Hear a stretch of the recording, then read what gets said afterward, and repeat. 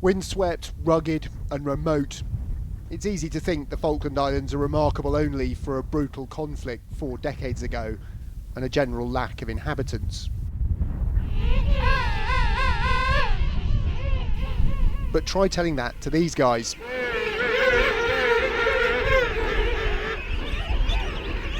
Some of the million or so penguins that call this UK overseas territory home. You can hear them before you see them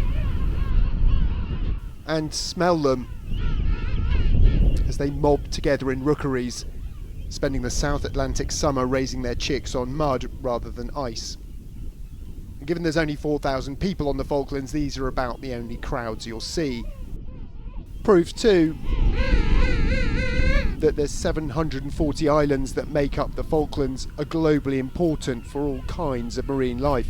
This is the main colony of the largest and most iconic penguin on the Falkland Islands, the king penguin.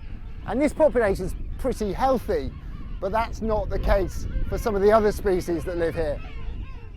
The islands are also home to burrowing Magellanic penguins and up to half the world's rockhoppers and Gen 2s.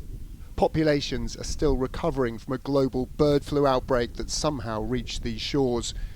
Unusually wet weather a few months back soaked the fluffy down of the Gen 2 chicks, causing many to freeze to death. Other species are in sharp decline as the shrimp-like krill on which they feed moves further south.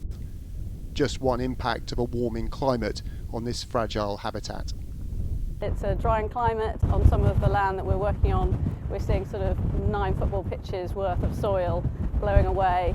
We're seeing increasing fires with albatrosses sitting on their nests, literally burning alive. So it's really significant. Conservation groups have been working to restore essential habitats and understand the threats to wildlife, but that too is in jeopardy with an apparent freeze on funding from the UK government. It's absolutely crucial. We're not able to tap into other funding from elsewhere because of difficulties with our neighbours. We are so reliant on that funding scheme, and we really hope that that can continue because it's been fabulous for our work.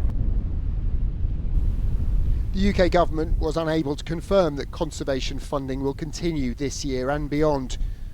With 8,000 miles of ocean between the Falklands and the financial dilemmas of Westminster, the value of their unique wildlife is easily overlooked.